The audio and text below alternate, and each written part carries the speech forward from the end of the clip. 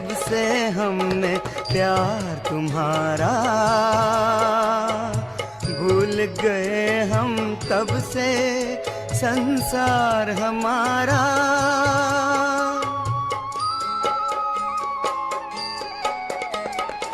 पाया है जब से हमने प्यार तुम्हारा, भूल गए हम तब से संसार हमारा। ज्ञान के हमको पंख लगाए, ज्ञान के हमको पंख लगाए। जब जब बाबा हमें तेरी याद आए, तन खिल जाए बाबा, मन खिल जाए।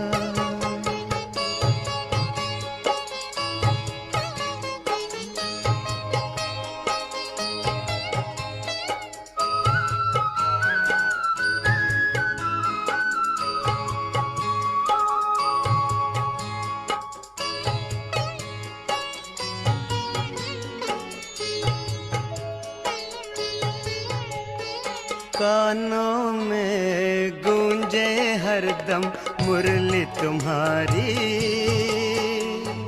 श्रेष्ठ बनाया हमको श्रीमत तुम्हारी।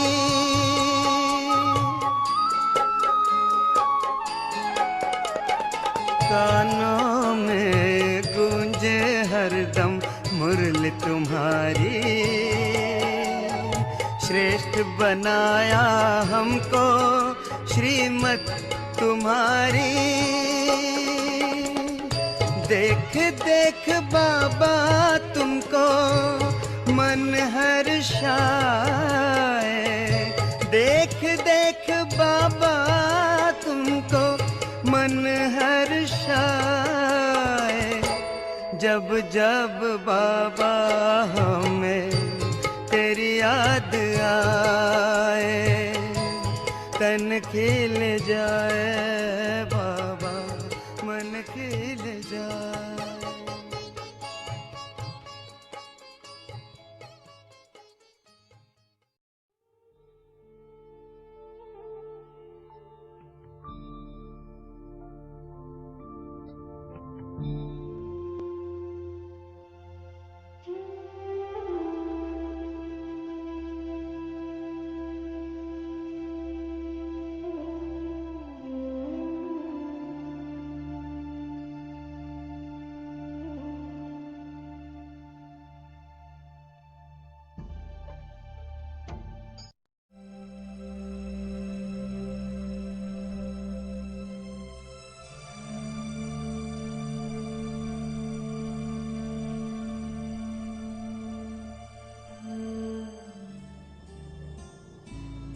परमात्मा मिलन के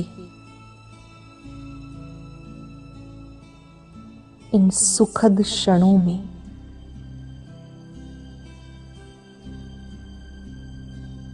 सर्वप्रथम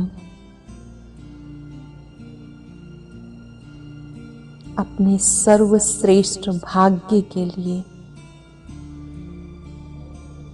भाग्य विधाता का धन्यवाद करें।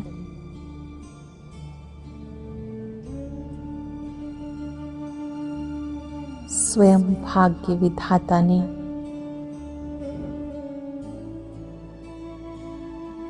ये मिलन का सुअवसर दिया है।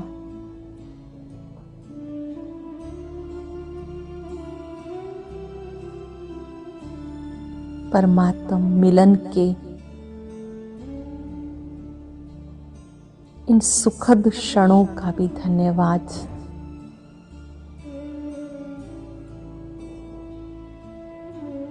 मैं भाग्यवान आत्मा हूं जो प्रभु के सम्मुख हूं।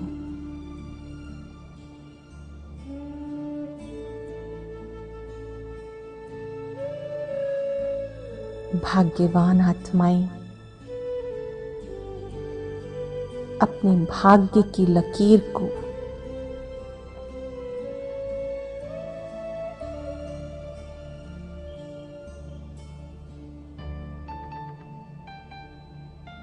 अपने भाग्य की रेखाओं को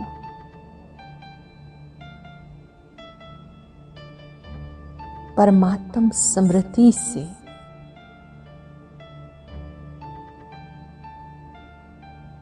चमकदार बनाती है।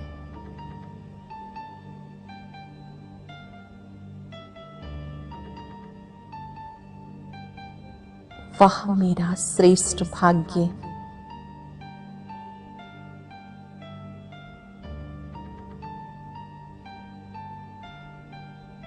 वह भाग्य विधाता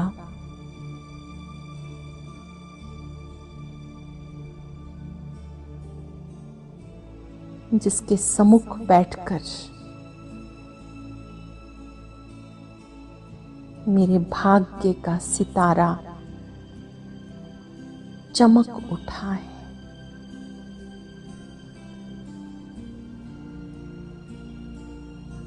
अपने भाग्य के सितारे को चमकता हुआ देखें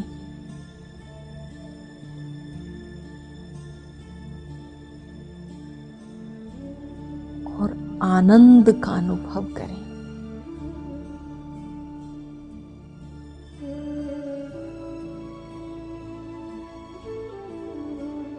वहां का अनहद नाद खुशी का संचार करता है।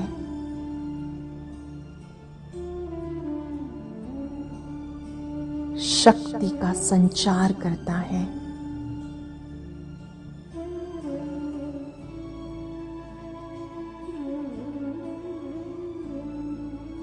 अपने अंतःकरण से इस वाह वाह की ध्वनि को सुने।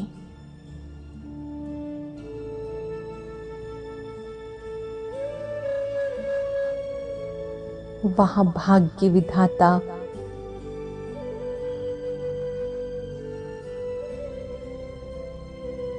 वह मेरा श्रेष्ठ भाग्य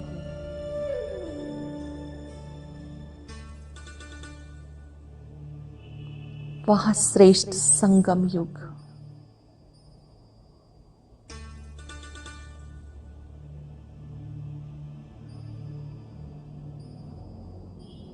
महसूस करें।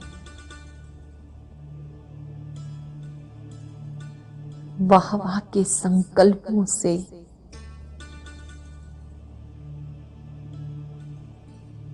चारों ओर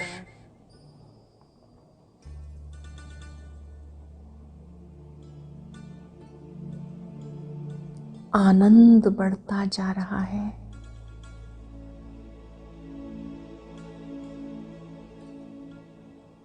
शक्ति बढ़ती जा रही है।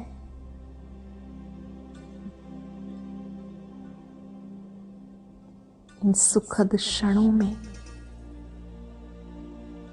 स्वमान में एकाग्र हो जाएं।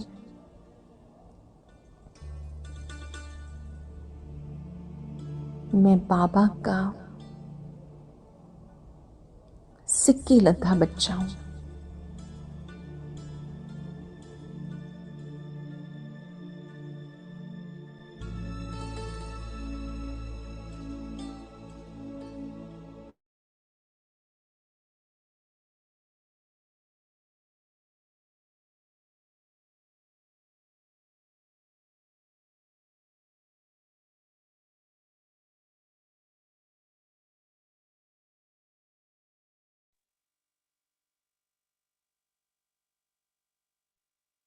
शांति।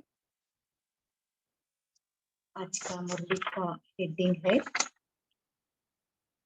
हर कर्म विधि पूर्वक करने से सिद्धि की प्राप्ति। डेट है 2/8/1972।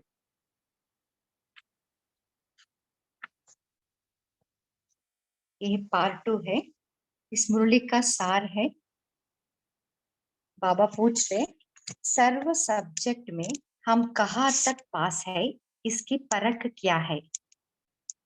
जो जितना जिस सब्जेक्ट में पास होगा उतना ही उस सब्जेक्ट के आधार पर ऑब्जेक्ट और रेस्पेक्ट मिलेगा।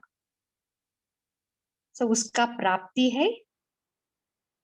प्राप्ति का अनुभव भी होगा। जैसे ज्ञान का सब्जेक्ट का प्राप्ति है लाइट और माइट। नॉलेज के सब्जेक्ट के आधार पर रेस्पेक्ट भी इतना मिलेगा, चाहे दैवी परिवार से चाहे अन्य आत्माओं से। आगे बाबा योग अर्थात याद की शक्ति का प्राप्ति के बारे में बता रहे।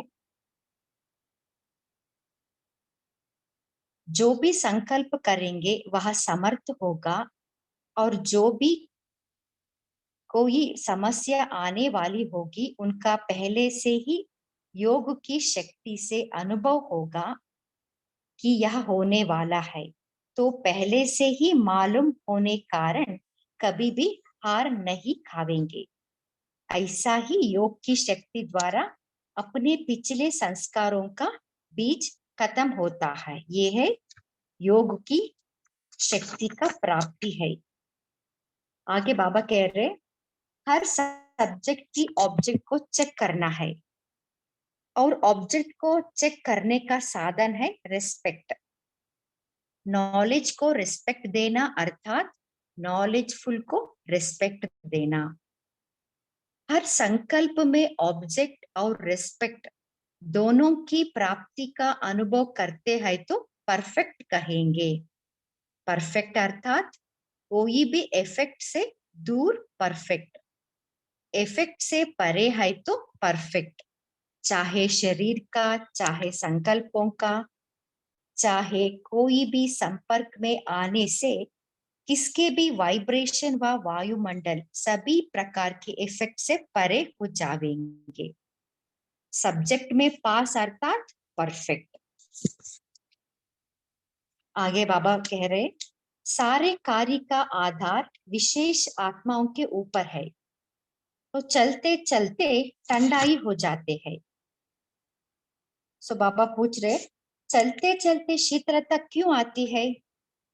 लेक्चर्स तो करते हैं लेकिन लेक्चर के साथ साथ फीचर भी अट्रैक्ट करे तक लेक्चर का इफेक्ट हो। मुख्य विशेषता प्रैक्टिकल लाइफ की है। जो बोलते हैं वह प्रैक्टिकल है, यह अनुभवी मूर्ति है। तो आगे बाबा अनुभवी मूर्ति का अर्थ बता रहे जैसे बीच बीच में आप भाषण करते करते उनको साइलेंस में ले जाने का अनुभव कराते हो, तो इस प्रैक्टिस को बढ़ाते जाओ। अशरीरी बनाना चाहो तो वह अनुभव करा सकते हो। वह लहर चा जावे। सारी सभा के बीच बाप के स्नेह की लहर छा जावे, उसको कहा जाता है प्रैक्टिकल अनुभव कराना। अभी हम मुरली को विस्तार में सुनेंगे।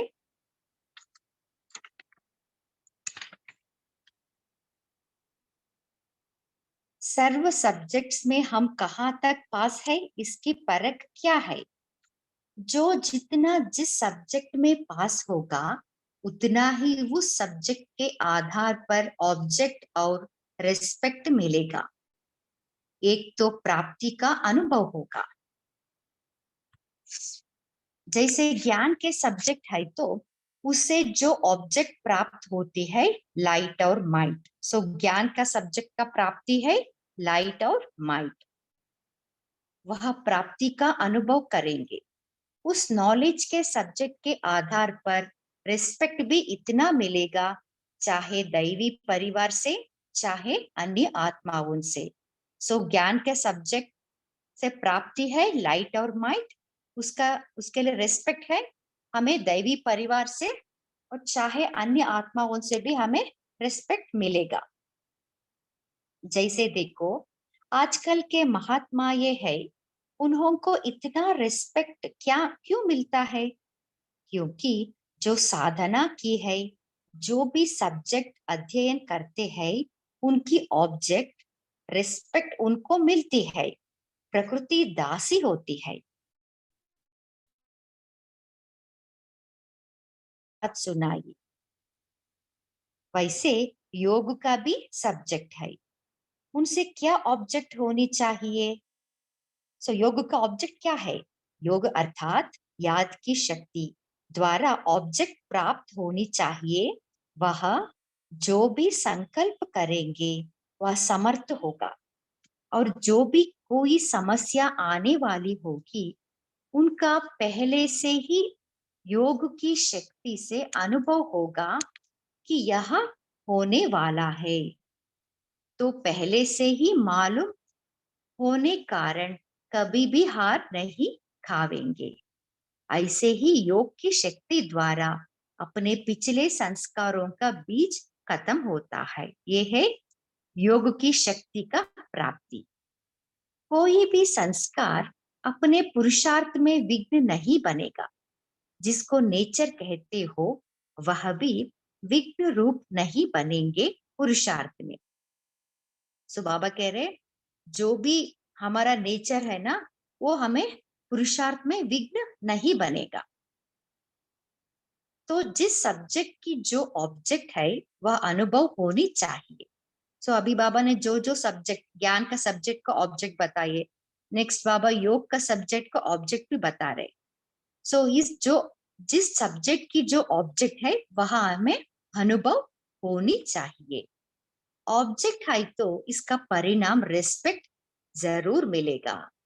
सो ये भी इंपॉर्टेंट है, जब सब्जेक्ट का ऑब्जेक्ट है तो इसका परिणाम परिणाम है रेस्पेक्ट, वो भी जरूर मिलेगा। आप मुख से जो भी शब्द रिपीट करेंगे, वह जो भी प्लान बनाएंगे, वह समर्थ होने कारण सभी रिस्पेक्ट देंगे। अर्थात जो भी एक दो को राय देते हैं उस राय को सभी रिस्पेक्ट देंगे क्योंकि समर्थ है।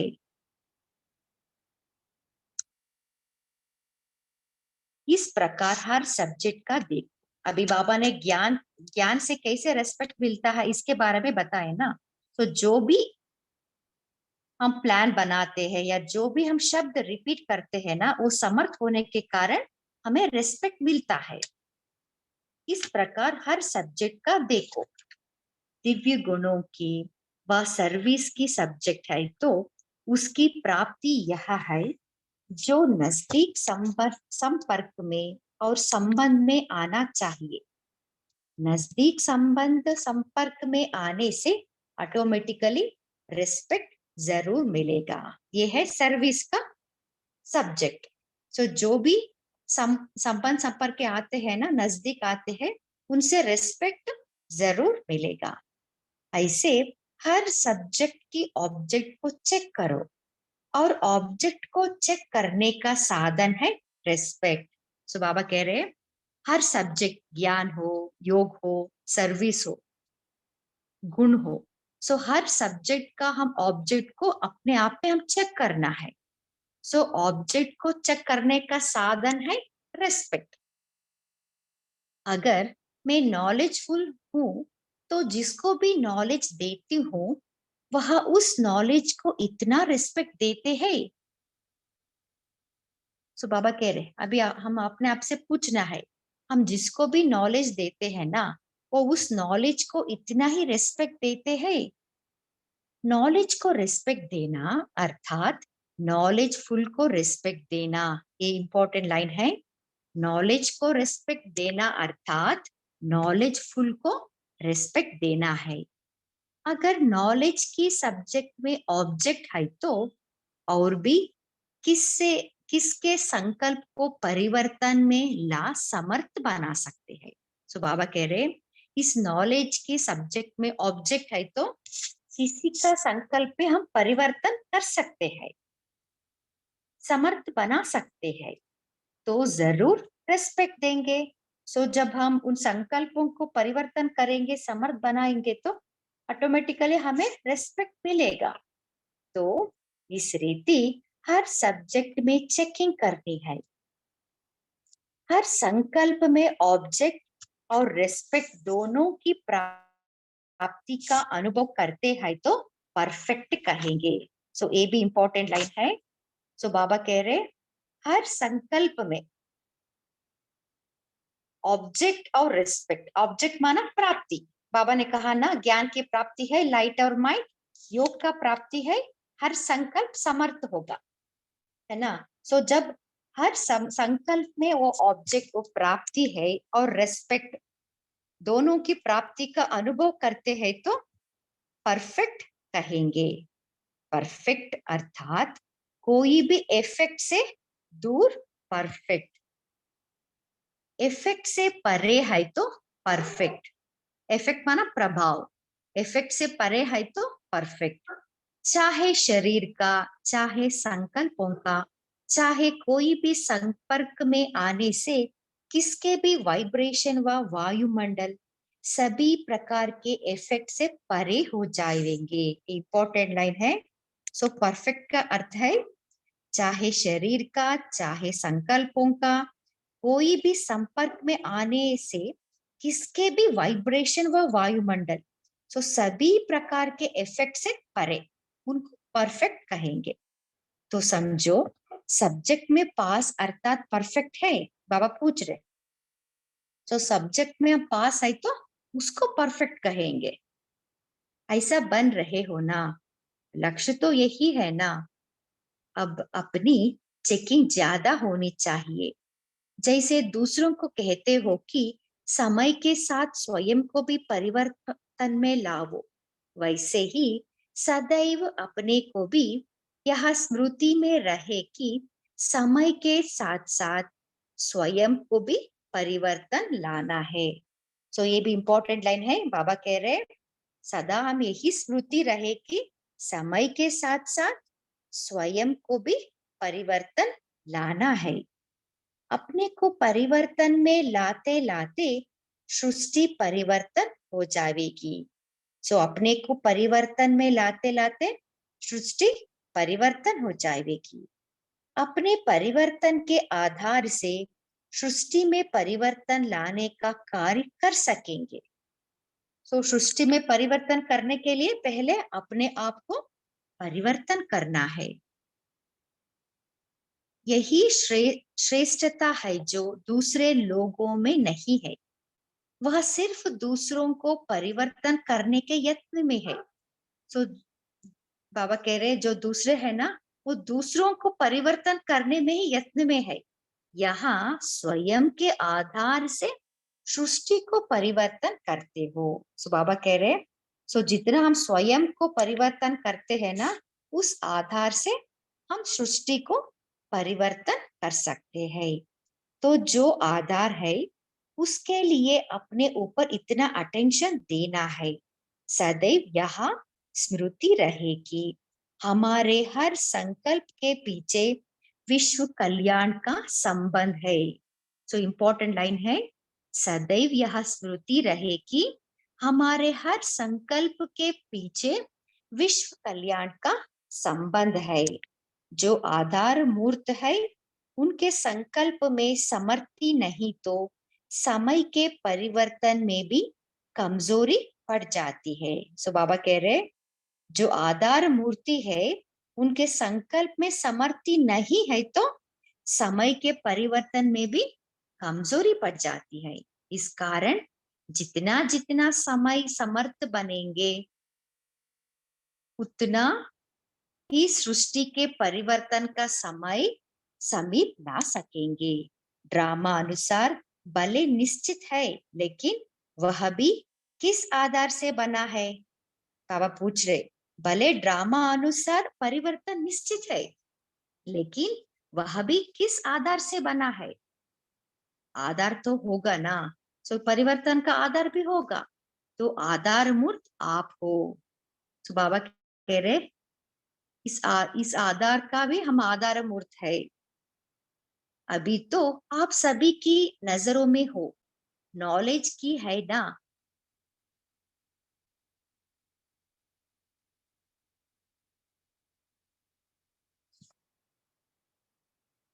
चार वर्ष की जब यह बातें सुनते हो तो थोड़ा बहुत संकल्प चलता है कि अगर सचमुच नहीं हुआ तो यह भी हो सकता है कि 4 वर्ष में ना हो।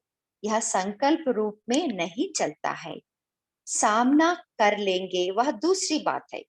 इसका मतलब यह संकल्प में कुछ है तब तो आता है ना। बिल्कुल पक्का है कि 4 वर्ष में होगा। अच्छा, समझो आप लोगों से कोई पूछते हैं कि विनाश ना हो तो क्या होगा, फिर आप क्या कहेंगे? जिस समय समझाते हो तो यह स्पष्ट समझाना चाहिए। ऐसे नहीं 4 वर्ष में कंप्लीट विनाश हो जाएगी, नहीं। 4 वर्ष में ऐसे नजारे हो जाएगी जिससे लोग समझेंगे कि बरोबर यह विनाश हो रहा है, विनाश शुरू हो गया। सो बाबा कह रहे जो भी विनाश पूछते हैं ना कब विनाश होगा, सो उनको हम यही आंसर देना है कि ऐसे नजारे हो जाएगी जिससे लोग समझेंगे कि बरोबर यहाँ विनाश हो रहा है, विनाश शुरू हो गया। एक बात सहज लग गई तो दूसरी बातें भी सहज लगेगी ही। विनाश में भी समय तो लगेगा। स्वयं संपूर्ण हो जाएंगे तो कार्य भी संपूर्ण होगा कि सिर्फ स्वयं संपूर्ण होंगे। एडवांस पार्टी का कार्य चल रहा है। आप लोगों के लिए सारी फील्ड तैयार करेंगे। सो एडवांस पार्टी हम लोगों के लिए सारी फील्ड तैयार करेंगे। उनके परिवार परिवार में जाओ ना जाओ, लेकिन जो स्थापना का कार्य होना है उसके लिए वह निमित्त बनेंगे। कोई पावरफुल स्टेज लेकर निमित्त बनेंगे। ऐसी पावर्स लेंगे जिससे स्थापना के कार्य में मददगार बनेंगे। सो बाबा एडवांस पार्टी जो कार्य करते हैं ना उनके बारे में बाबा ने बताया। अभी आगे बाबा बता रहे, आजकल आप देखेंगे दिन प्रतिदिन न्यू ब्लड का रिगार्ड ज्यादा है। जितना आगे बढ़ेंगे उतना छोटों की बुद्धि जो काम करेगी वह बूढ़ों की नहीं, यह चेंज होगी। बड़े भी बच्चों की राय को रिगार्ड देंगे। अब भी जो बड़े हैं वह समझते हैं हम तो पुराने जमाने के हैं, यह है आजकल के। उन्हों को रिगार्ड ना देंगे, बड़ा समझ ना चलाएंगे तो काम ना चलेगा। पहले बच्चों को रोब से चलाते थे, अभी ऐसे नहीं। बच्चे को भी मालिक समझ चलाते हैं, तो यह भी ड्रामा है। तो बाबा कह रहे अभी बच्चों को भी मालिक समझ चलाते हैं, तो यह भी ड्रामा है। छोटे ही कमाल कर दिखाएंगे। एडवांस पार्टी का तो अपना कार्य चल रहा है, लेकिन वह भी आपकी स्थिति एडवांस में जाने लिए रुके हुए है। तो ये भी इंपॉर्टेंट लाइन है। एडवांस पार्टी क्यों रुके है? आपकी स्थिति एडवांस में जाने लिए एडवांस पार्टी रुके है। उनका कार्य ही आपके कनेक्शन से चलना है। ये भी इंपॉर्टेंट लाइन है। एडवांस पार्टी का कार्य ही आपके कनेक्शन से चलना है। सारे कार्य का आधार विशेष आत्माओं के ऊपर है। चलते चलते टंडाई हो जाती है। सो बाबा कह रहे क्या होता है? सारे कार्य का आधार हम विशेष आत्मा के ऊपर है, पर फिर भी क्या होता है? चलते चलते ठंडाई हो जाती है।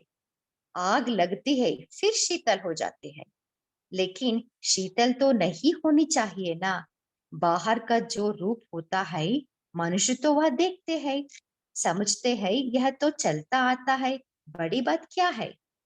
परंपरा का खेल चलता आ रहा है, लेकिन यह चलते चलते शीतलता क्यों आती है? सो बाबा भी कारण बता रहे शीतलता क्यों आती है।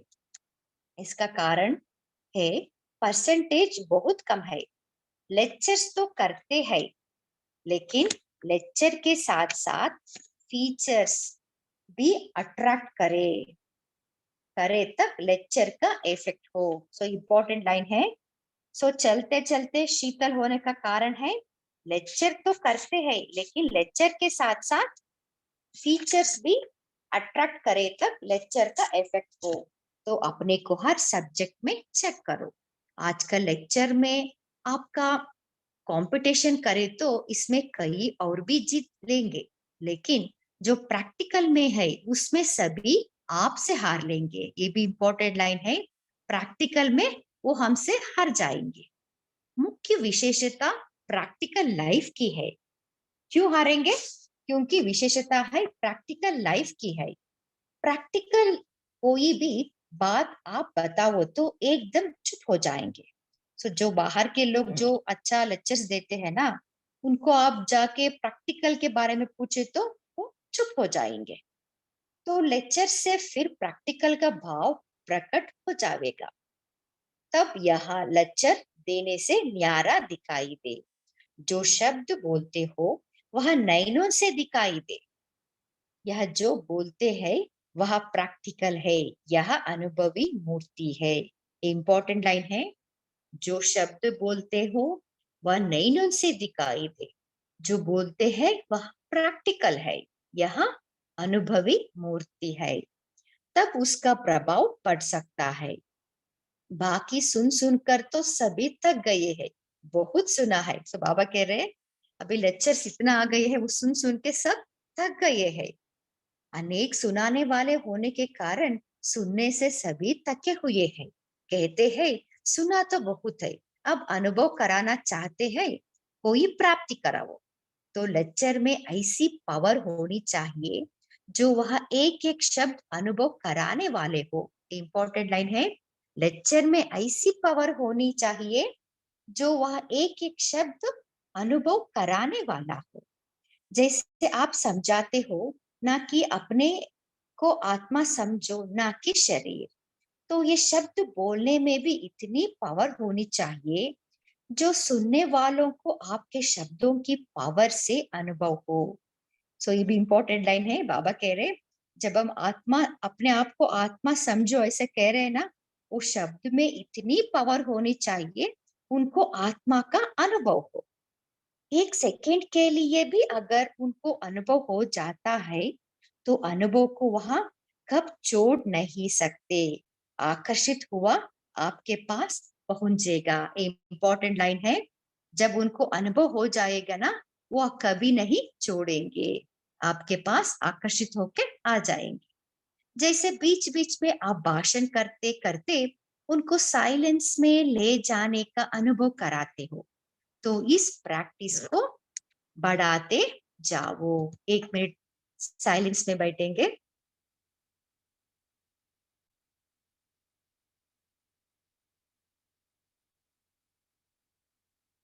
उन्हों को अनुभव में ले जाते जाओ।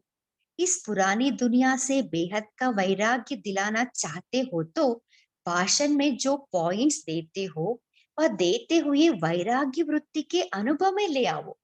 वह फील करे कि सचमुच यह सृष्टि जाने वाली है, इसे तो दिल लगाना व्यर्थ है, तो जरूर प्रैक्टिकल करेंगे। उन पंडितों आदि के बोलने में भी पावर होती है। एक सेकेंड में खुशी दिला देते, एक सेकेंड में रुला देते, तब कहते हैं इनका भाषण इफेक्ट करने वाला है। सारी सभा को हंसाते भी है, सभी को शमशानी वैराग्य में लाते भी है ना। जब उन्हों के भाषण में इतनी पावर होती है तो क्या आप लोगों के भाषण में वह पावर नहीं हो सकती? सो बाबा पूछ रहे, उन पंडितों को भाषण में इतना पावर है तो आपके भाषण में इतना पावर होता है। अशरीरी बनाना चाहो तो वह अनुभव करा सकते हैं, वह लहर छा जावे। सारी सभा के बीच बाप के स्नेह की लहर छा जावे, उसको कहा जाता है प्रैक्टिकल अनुभव कराना। इंपॉर्टेंट लाइन है। तो सारी सभा के बीच जब हम लेक्चर देते ना, तब सारी सभा के बीच बाप के स्नेह की लहर छा जावे, इसको कहा जाता है प्रैक्टिकल अनुभव कराना।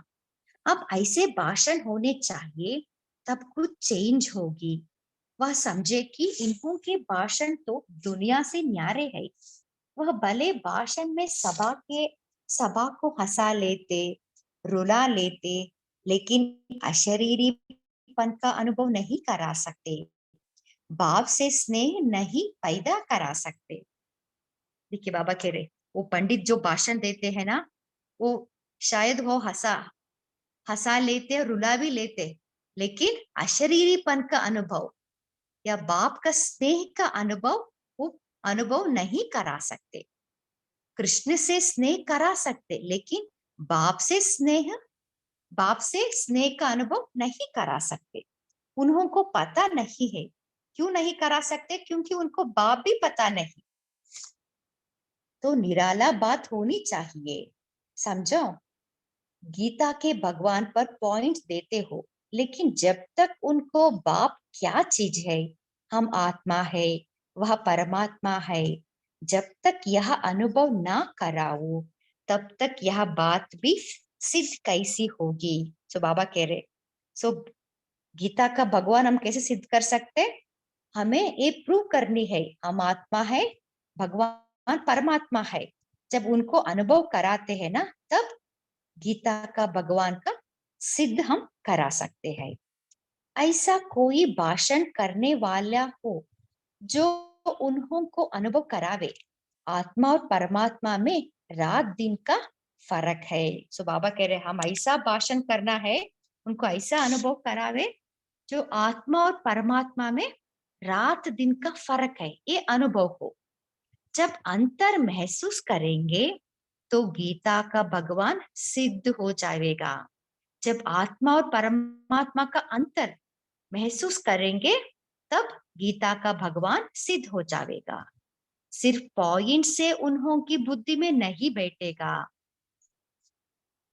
और ही लहरें उत्पन्न होगी। सो बाबा कह रहे, हाल हम उनको पॉइंट्स बताए तो उनको बुद्धि में नहीं बैठेगा, उनको अनुभव कराना है।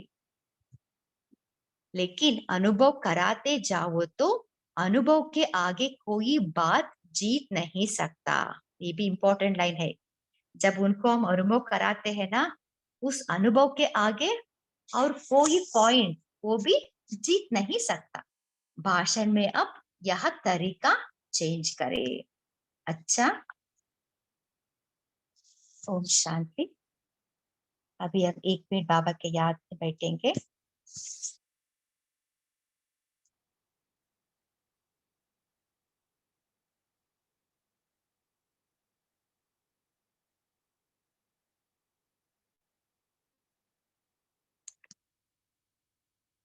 आप सभी चिंतन शेयर कर सकते हैं।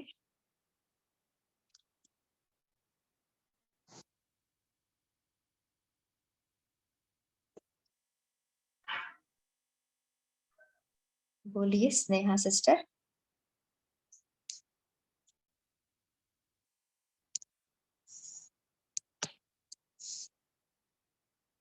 बोलिए तारा सिस्टर।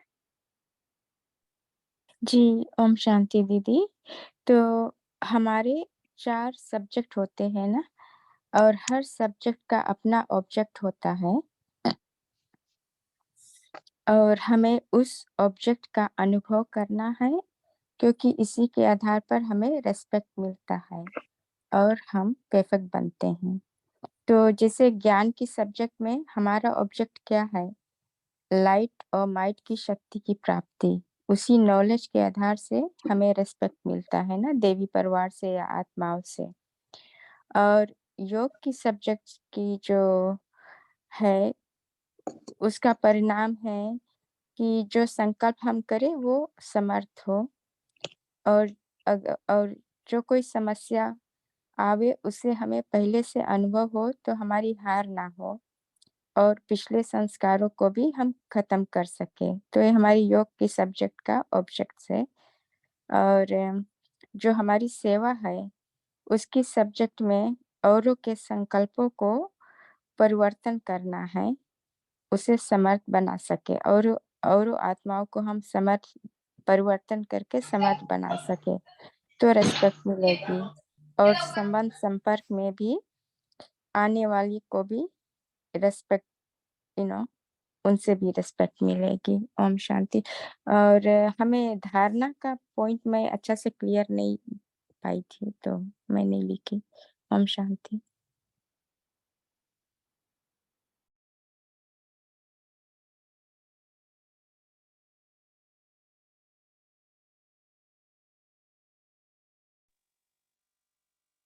बोलिए सालुम के भाई जी।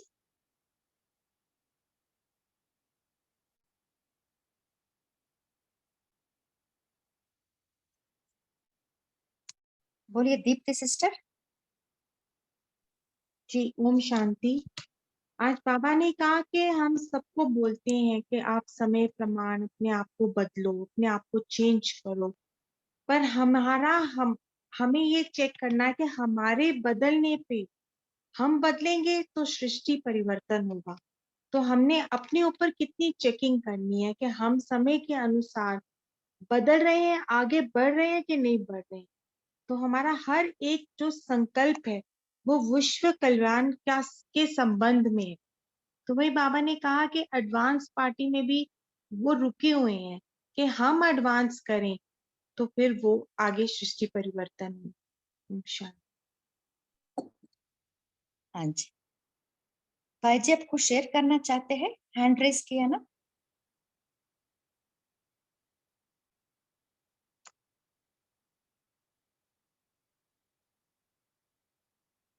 और कोई शेयर करना चाहते हैं? बोलिए ओम कांचना बहन। शांति। ओम शांति दीदी। हम गीता के भगवान के बारे में दुनिया वाले के लोगों को समझाते हैं, तब वो कितना प्रश्न करते हैं। तो हम गीता का भगवान का पॉइंट का जो उपस्थित होता है ना, तो लेकिन हम इसका ऐसा भाषण दे कि आत्मा और परमात्मा का तो रात का दिन का फेर है, और इसमें परमात्मा क्या चीज है इसको अच्छी तरह से समझाना होगा, तब महसूस होगा। और तब इसका प्रश्न है उकल जाएगा। इसलिए ये पॉइंट बताया कि परमात्मा क्या है इसको अच्छी तरह से समझाना होगा। हाँ जी बोलिए वंदना सिस्टर। ओम शांति बहन। बाबा कहते हैं जैसे हम बोलते हैं ना, अपने आप को आत्मा समझो, ना कि शरीर। यह शब्द बोलते हुए अपने को इतना उनको महसूस होना चाहिए कि इतनी पावर अपने बोल में चाहिए। फिर तो हम आत्मा है, शरीर नहीं है। ये शब्द बोलने में उनको भी ऐसा टचिंग हो कि यार ये कुछ बोल रहे हैं, तो ये आत्मा के बारे में बता रहे हैं, ऐसे टचिंग। ओ बाबा बोल। ओम शांति। इतने पावरफुल होना चाहिए तो। हाँ जी बोलिए भाई जी, सालुम के भाई जी।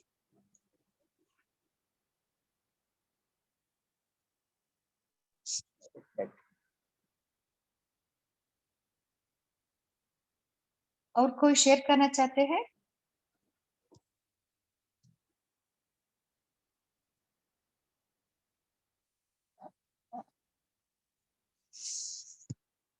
और क्या कहा बाबा ने?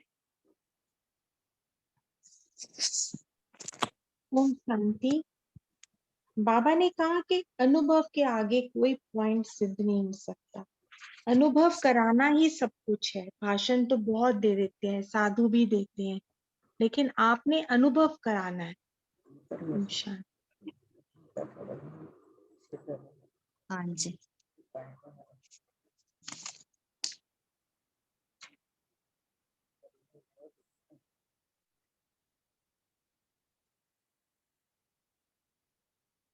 और क्या कहा जी बाबा ने?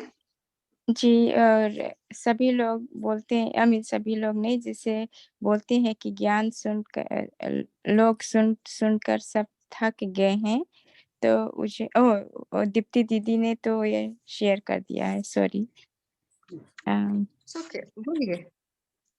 अच्छा जी। तो हमें क्या करना है कि सभी लोग सुनते सुनते थक गए हैं, तो अनुभव कराना है उन्हें। तो कैसे हम अनुभव कराएं?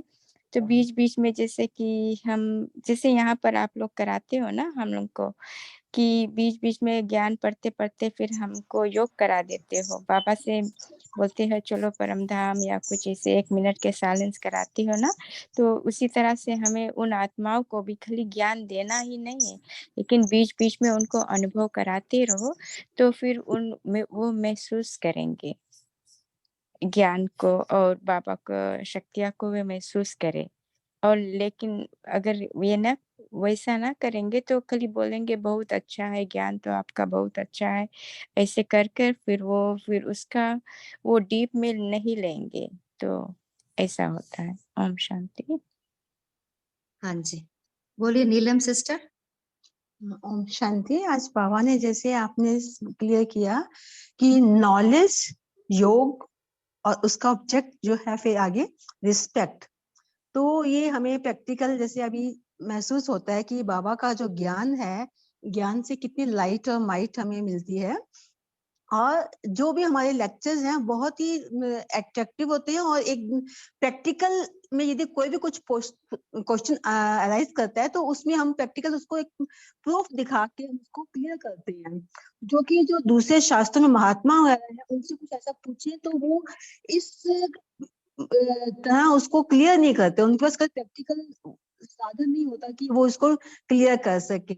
तो बाबा का जो ज्ञान हमें मिला बहुत ही हमारे को भी सम्मत बना रहा है और हमें रिस्पेक्ट भी मिल रही है। ओम शांति। ये अच्छा लगा। हाँ ओम जी, शांति दीदी। हाँ बोलिए। ओम शांति। हाँ, तो बाबा ये कहते हैं ना, लेक्चर तो सभी कर लेते हैं, पर हमारा लेक्चर ऐसा होना चाहिए कि लेक्चर के साथ साथ हमारा टीचर्स भी अट्रैक्ट करे, और लेक्चर इफेक्ट वाला होना चाहिए। हर सब्जेक्ट में ऐसा चेक करो, और सब तो सुनाते हैं, हंसाते हैं और रुलाते भी है, ऐसा सुन सुन तो हम थक गए।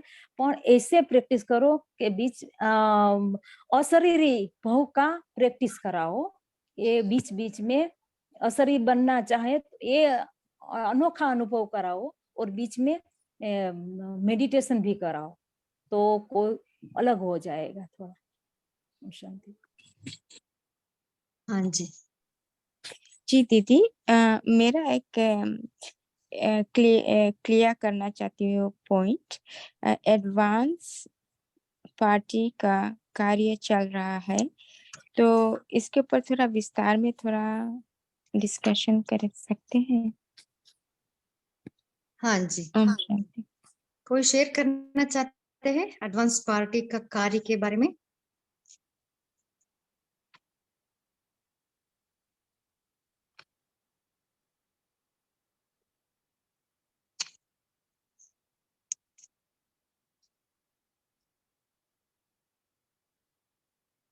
ओके, आपको जो अच्छा लगा वो भी शेयर कर सकते हैं। आज के मुरली में बाबा ने क्या कहा, बोलिए संगीता सिस्टर। ओम शांति दीदी। तो एडवांस पार्टी जो है अभी वतन में, वो फरिश्तों के स्वरूप में अभी सब दुखी आत्माओं को शांत।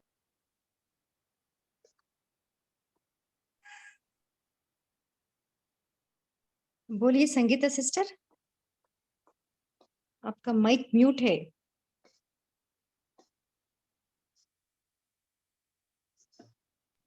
ओके। ओम शांति दीदी, हाँ जी, आवाज आ रही है दीदी? हाँ जी, जी दीदी, ओम शांति। तो एडवांस पार्टी जो अभी है, आई थिंक अभी वो सारे फरिश्ते के स्वरूप में सबको हेल्प कर रहे हैं, शक्ति और शांति। तो अभी हालांकि में जो टर्की में जो अर्थक्वेक हुआ था, तो एक छोटी सी बच्ची आई थिंक 150 आवर्स के बाद वो निकली पूरी रबल में से। तो उसको पूछा गया कि आपको 150 आवर्स एक छोटी बच्ची विदाउट वाटर फूड, तो बोली नहीं, कोई वाइट वाइट में आता था, मेरे को खाना देता था, पानी देता था और चले जाते थे। तो आई फील ये फरिश्तों का पार्ट अभी दादियां, हमारी सारी दादियां, दादी माँ, गुजार दादी आ रहे हैं, तो एडवांस पार्टी का भी इस रूप में पाठ सेवा में हो रहा है। ये मेरा मनन चिंतन है। I may be wrong, if I am wrong I am sorry. ओम शांति। ऐसे नहीं ओम है। शांति। हाँ जी, सही है। अब बोलिए भाई जी। हाँ ओम शांति। अनम्यूट नहीं हो रहा था, कुछ तो वहां से प्रॉब्लम थी। अब भी ओके ओके। बाबा ने यहाँ पे कहा है कि 1976 का रेफरेंस देना चाहता हूँ मैं, कि जैसे 72 की मुरली चली ना, तो बाबा ने कहा 4 साल में क्या विनाश होगा, और उस वक्त जैसे चर्चा भी चली थी ना कि 76 में विनाश होगा, और नहीं हुआ तो बहुत सारे छोड़ के चले गए, ऐसा सुनने में आया था, ऐसा चर्चा चलती थी। तो बाबा ने वो भी आज क्लियर किया कि महाविनाश हो या विनाश हो, वो अचानक नहीं होगा और संपूर्ण 100% भी नहीं होगा, तो कुछ नजारे दिखाई देंगे। ऐसे बाबा ने रेफरेंस दिया है इस रिलेशन में, इस 76 के, क्योंकि 4 साल के बाद बोला है ना बाबा ने 72 में। तो जैसे कि मुझे ज्ञात है अच्छी तरह से कि मैं जब बहुत छोटा था उस वक्त 76 78 के दरमियान जैसे स्काईलैब आया था, सब बोल रहे थे कि जैसे विनाश हो जाएंगे, वो भी एक नजारा था। स्टार वॉर्स का प्रोग्राम चल रहे थे यूरोप में कि सब विनाश हो जाएगा। और जैसे तो मतलब बाबा का कहना है कि 76 में विनाश के लिए नहीं बोला था बाबा ने, सिर्फ नजारे वैसे दिखाई देंगे। न्यूक्लियर रिएक्टर भी चालू हो गए थे बहुत सारे कंट्रीज में, तो ये आज क्लियर हुआ है इस मुरली के दरमियान से, बहुत पहले ही बाबा ने क्लियर किया था वो। एक बड़ी बात है इसमें। ओके, और दूसरी एक बात बाबा ने कहा कि जैसे फोर्सफुली जो भाषण हम करते हैं, तो ज्ञानी में या तो ब्राह्मणों में भाषण करना कोई बड़ी बात नहीं, क्योंकि सब रिस्पेक्ट देते ही देते हैं सबको। लेकिन लौकिक में भी इस तरह के पॉइंट्स उछालने चाहिए कि सामने वाला बिल्कुल कन्विंस हो जाए हमारे ज्ञान में। तो अब ये स्टडी भी करनी चाहिए क्योंकि जो ज्ञानी लोग हैं वो तो सुनते ही हमारा, लेकिन अज्ञानी लोगों में भी हमारे पॉइंट को हम कैरी ऑन करें, ये बहुत बड़ी बात होगी इसके बाद। ओम हाँ शांति। जी, या बहुत अच्छा। और कोई शेयर करना चाहते हैं? बोलिए हाँ, मैं नीता सिस्टर। हाँ, ताराबेन, आपने जो प्रश्न पूछा ना, तो एडवांस पार्टी की स्पार्क जी। विंग्स से एक बहुत अच्छी बुक निकली है एडवांस पार्टी के लिए। और दूसरा जो बताने वो चाहती हूँ कि बाबा ने बताया था मुरली में कि एडवांस पार्टी का रोल अभी चल रहा है। सबसे पहले उसमें बहू गए थे 68 में, उसने बाबा से परमिशन ली कि बाबा मैं अब एडवांस पार्टी में जाने की इच्छा करता हूँ, तो बाबा ने उसको परमिशन दी थी। और उसके बाद बाबा मुरली में भी बता रहे थे कि एडवांस पार्टी जो है अभी देवी देवताओं को जन्म जो देने वाली माता है, उसको गर्भ को पवित्र करने की सेवा कर रहे हैं। और बहुत सारा पॉइंट है, अगर बीके लुहार पर जाके आप उसको डाउनलोड करेंगे तो आपको बहुत सारा पॉइंट उस बुक में से मिल जाएगा। तारा बहन, ओम शांति। और दूसरा वो भी बताया था कि सरला दीदी ने जब गुजरात से सरला दीदी ने जब शरीर छोड़ा ना, तो उसको मम्मा के साथ बहुत अटैचमेंट था। तो जब शरीर छोड़ा ना, तो उसके बाद जो भोग मैसेज आया ना, तो उसमें बताया था कि मम्मा के साथ सरला दीदी एडवांस पार्टी में अब कार्य करने वाली है। ओम शांति। ओम शांति।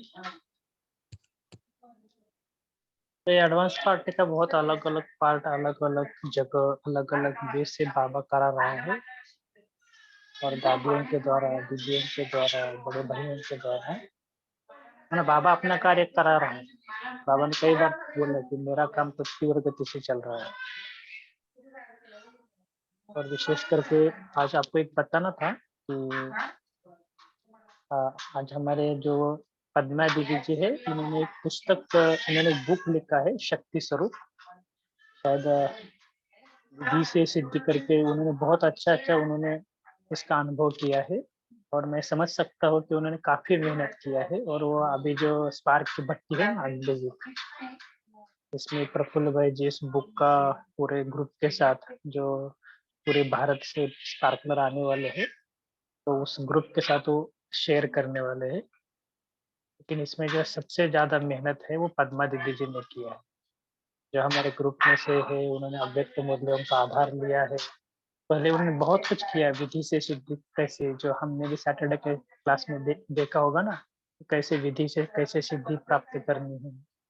तो कहने का भाव यह था कि ये बुक हमारे लिए बहुत यूजफुल रहेगा। इसमें कुछ करेक्शन भी चल रहे हैं, तो स्पार्कलर के साथ शेयर करने के बाद वो थोड़ा देखेंगे कि उसमें और क्या क्या नवीनता करनी है, और फिर वो पब्लिश भी करेंगे। लेकिन कहने का भाव क्या था कि बहुत सुंदर ऐसा बुक से उन्होंने लिखा है। मुझे लगता है कि पिछले 5-6 माह से, उन्होंने जब से प्रोजेक्ट स्टार्ट हुआ ना, तब उन्होंने कहा कि मैं 69 के मुरली से थोड़ा अभ्यास स्टार्ट करूंगा। लगता है 4 माह से उन्होंने बुक लिखना स्टार्ट किया। आप सबको ये क्यों बताते हैं, क्योंकि देखो कि घर गृहस्थी में रहने वाले भी आज, और मुझे भी पर्सनली अच्छा लगा उन्होंने मुझे भेजा। तो आप सबके, हम सबके तरफ से पद्मा दीदी को बहुत बहुत धन्यवाद। बुक्स बाबा ने एक संडे की मुरली में कहा था ना कि बुक सबके हाथ में जाएगा, तो पता नहीं कितनों की आँख खुल जाएगी। वैसे ये भी बुक जो उन्होंने लिखा है बहुत जनों के हाथ में जाएगा, और खास आज ब्राह्मणों को भी जरूरत है। ब्राह्मणों को पता ही नहीं कि विधि क्या है, सिद्धि कैसे करनी है। ये भी नए, चाहे नए हो पुराने हो, सबको यूज हो सकता है। हम सब अव्यक्त मुरली ग्रुप की तरफ से उन्हें उनको इन एडवांस हम शुभेच्छा देते हैं कि ऐसे ही उनको बहुत अच्छे अच्छे बाबा के नए नए प्लान्स बनाते जाए।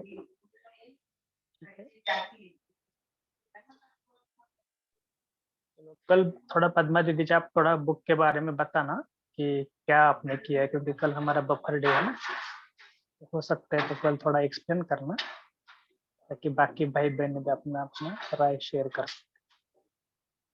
हाँ जी भाई जी। या थैंक यू बाबा, थैंक यू प्रफुल्ल भाई जी और अभिजीत भाई जी, वो हमें इतना बहुत हेल्प करे। सो पहले से ही उनका सपोर्ट बहुत था, सो इसलिए ये काम हुआ। थैंक यू बाबा। बोलिए नीता सिस्टर। मेरे को एक बात बतानी थी, जो एडवांस पार्टी की टॉपिक चल रही थी ना, तो लास्ट जून 24 मम्मा डे के दिन सर आशा दीदी की मुरली के बाद ब्रिज मोहन भाई ने बहुत ही अच्छा मम्मा को पूछा था कि आपका पार्ट अभी क्या चल रहा है। अगर आपको मिले ने तो जून 24 जो जून 24 जून 2022 की मुरली आप पढ़ना, बहुत ही अच्छी है और उसका भोग मैसेज भी बहुत अच्छा है। ओम शांति। हाँ जी, अभी समय भी हो रहा है। जी दीदी, मेरा एक क्वेश्चन है। तो एडवांस पार्टी की आत्माएं अभी यहाँ धरती पर है कि नहीं? है, धरती पर है वो, केवल ब्रह्मा बाबा छोड़ के बाकी सब, मम्मा का भी सोल इस समय इसी धरती पर है। जी थैंक यू भाई जी। और बाबा ने ये भी सॉरी, अभी हम कहने का भाव क्या है कि थोड़ा इसके बारे में डिटेल्स आप बात करना, लेकिन केवल ब्रह्मा बाबा और दादियों के बारे में बाबा ने क्यों कहा कि जब चाहे वो थोड़ा, बाबा कहते कभी कभी दादियों के भी बाबा इमर्ज करते हैं, वैसे बाबा इमर्ज कभी भी कर सकते हैं वतन में, कोई प्रॉब्लम नहीं। हम भी कभी होता है ना, दादी जैसे दादी डे के दिन दादी की बहुत याद करती है, तो वतन में देखकर दादी भी उस समय हमको सकाशती है। बहुत अलग अलग याद की विधियां है। ठीक है, पद्मा बंदर कंटिन्यू करना। हाँ जी, आप सभी पोल का आंसर दे सकते हैं।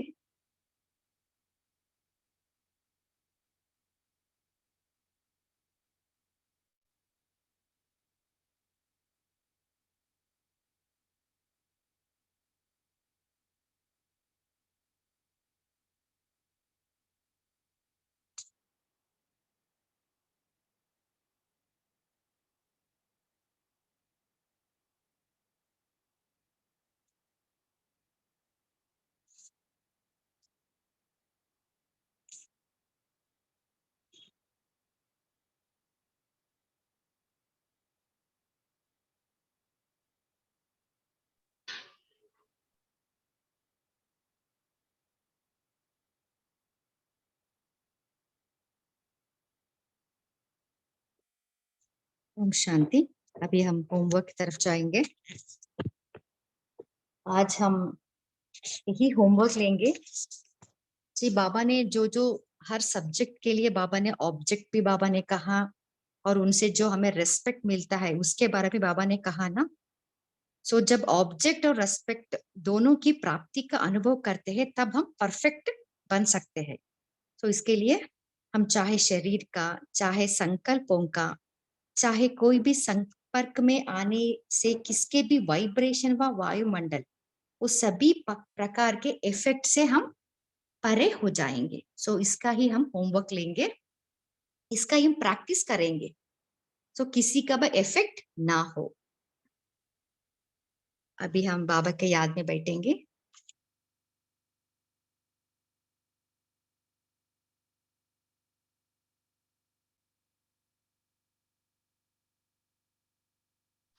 मन बुद्धि को एकाग्र कीजिए।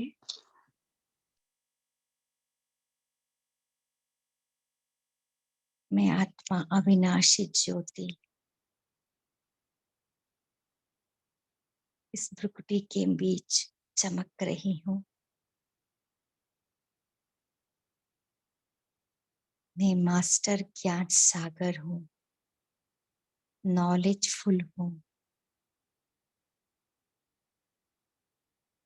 मुझ आत्मा से वो ज्ञान की डीप ब्लू रेस निकल रही है।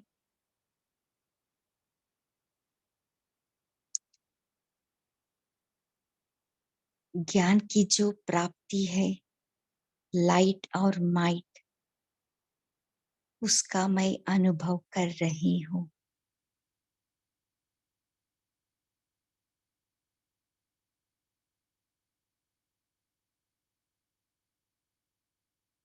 ओम शांति।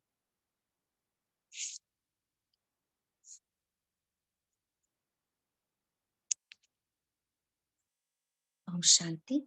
इस इवनिंग सेशन में जुड़ने के लिए आप सभी को दिल से थैंक्स। Good night.